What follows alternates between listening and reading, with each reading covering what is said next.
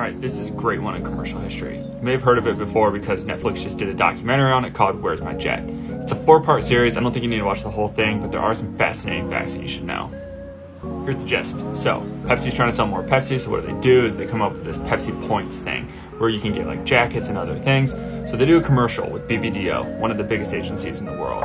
And at the very end, they say that you can get a Harrier jet for 7 million Pepsi points.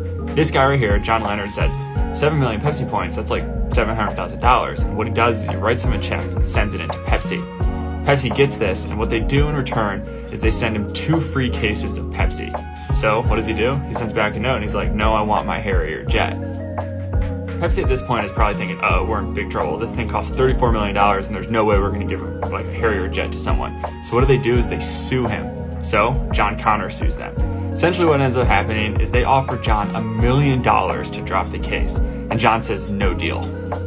He ends up going to court and the judge rules that this is considered a joke and therefore is not binding. So in this case, there is no such thing as false advertising, even though you can see here that there is no disclaimer at the bottom. So John ended up with no Harrier jet and no $1 million. But this is a great example of how far Pepsi went just to get your attention. So at the end of the day, remember that your attention is valuable.